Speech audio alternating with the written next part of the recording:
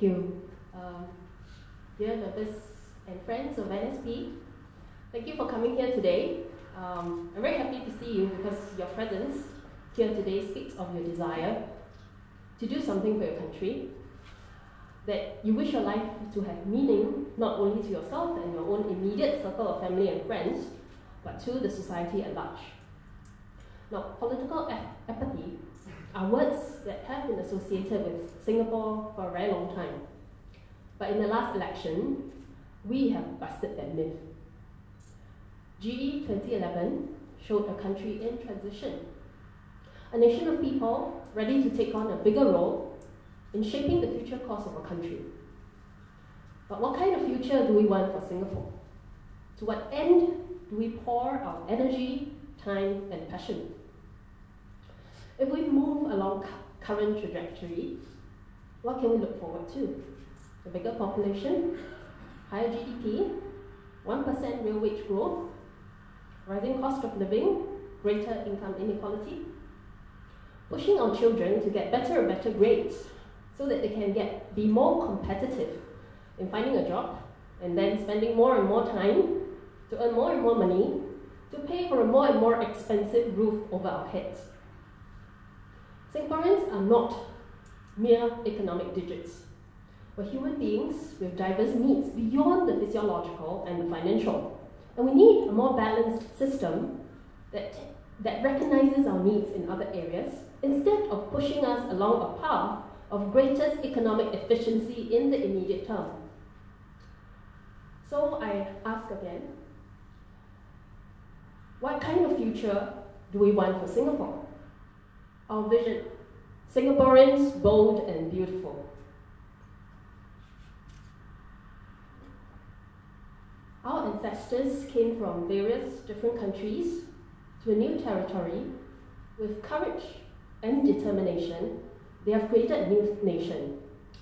A different sort of bravery is required of us today. We need to speak up if we want anything done. We need to stand up and get involved if we want to be heard. We have been accused of being a nation of complainers, but you are not here today to complain. You are here today because you think that perhaps you can make a difference, that you can help build a Singapore that you want to live in, and that your children and their children will want to live in. Apart from the fear of speaking up, we also need to overcome our fear of failure. Failures are great learning opportunities, and I speak from personal experience. I'm currently running my own business together with Tony, but before this, I had failed in 2 businesses before, and failed quite miserably. But those 2 failed businesses taught me a lot more in that 1 year than I ever did for my ongoing business in 5. It was a dark year. I was 28 years old, and to this day, I still avoid thinking about that experience. I emerged from that experience very much humbled, but paradoxically, feeling invincible henceforth. I told myself that if I can get through that, I can handle anything that life can throw at me henceforth. So this year, when the Choa Chu Kang team, of which I'm a part of, lost in the election, hey, I've been there before, and I know just what to do. To carry on doing exactly what I started out doing, to build a better political landscape for Singapore. I am not going away.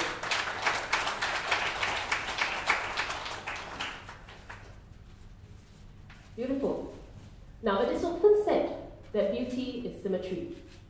In our case, being beautiful means having a balanced perspective and position, the ability to appreciate different points of view, and to recognize their validity, even though they may be different from ours.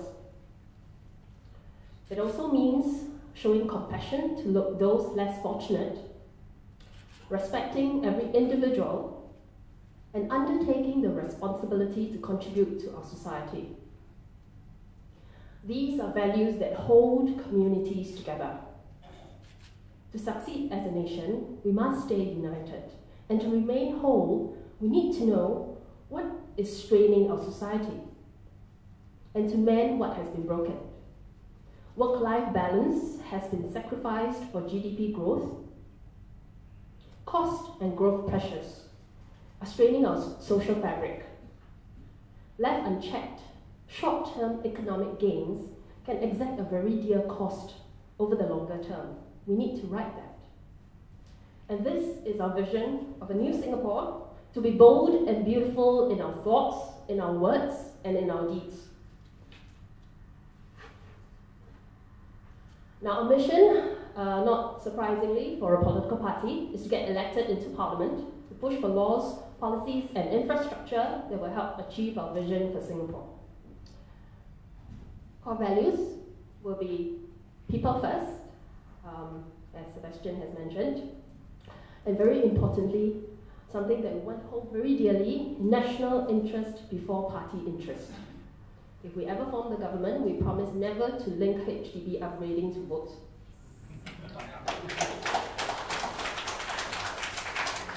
And of course, to be bold and beautiful. Now, our policy positions will support this vision of a bold and beautiful population. While these are works in progress, I will proceed to give an indication of the direction we're moving towards in some of the major areas. To encourage a society to be bold, we need a solid foundation of physical and financial security to support that. For only when basic needs are met can we aspire to more. A thriving economy is thus still very important, just not the only thing that is important. Just as important is a legal system that is not only just and independent, but also perceived to be just and independent. For perception is at times reality. We remain committed to economic policies that promote free enterprise and reward individual efforts, with the overall aim being to improve the quality of life for all. Economic growth itself is meaningless if it does not lead to better quality of life. Our laws need to be reviewed for a better balance between public order and civil liberties. Currently, our laws are overwhelmingly in favor of public order. When one person can constitute an illegal assembly, it signifies a society with zero tolerance for anything out of line. Such a society is more capable of producing robots than creative minds.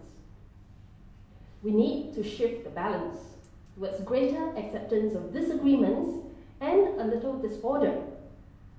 To this end, we have set up a law committee headed by Jeanette, who will be speaking more on this later.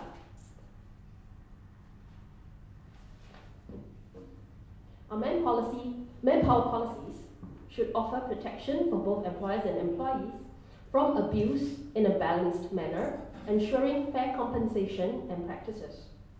And our education system needs to allow for the choice of different routes to a fulfilling life, less pressure to follow a chosen path, greater recognition of the importance of other aspects of learning not reflected in grades, like initiative, like experimentation and perseverance, and higher level of trust in our teachers in assessing positive learning outcomes apart from examinations. We need to inject more elements of real life working environment into our school environment. We should also be educating our young to be ready for the global stage instead of limiting their opportunities to what can be found in our domestic economy.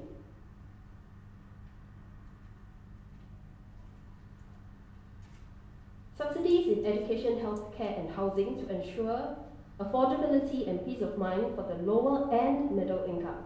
Now, there are currently more comprehensive subsidies for the lower income than for the middle income in healthcare and housing. The challenge will be how to ensure affordability for the middle income as well without imposing too heavy a financial burden on public finances. Now, to be very frank, that is going to be one tough nut, and we expect to have our work cut out in that aspect. Over the years, our taxation policy, our taxation system, has been shifting from a more progressive system to a less progressive one. Income taxes, which are progressive, have been cut from over 30% in the 1990s to 17% to 20% currently. Estate duty, which is a tax on the very rich, has been abolished, while a regressive tax like GST has been introduced and gradually increased to 7%.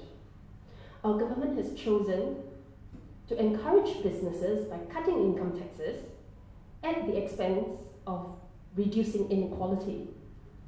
Our income inequality is now one of the highest in the world, and it is time to tilt the balance the other way. Our policy committee will be developing these positions and into more detailed proposals over the next 4 years. Apart from the law and policy committees, we have also set up 5 other working committees: Outreach Committee, Communications, Malay Bureau, Youth Wing, and the Union Bureau Setting Up Committee. Each of these will play a different role in realizing our vision, and we need your support. The future is what we make of it. You can own your future by playing a more active role. You can help create a better country for all Singaporeans. And by being here today, you have already shown yourself to be bold and beautiful. So sign up, get organized, go forth and multiply. Make our tomorrow start today. Thank you.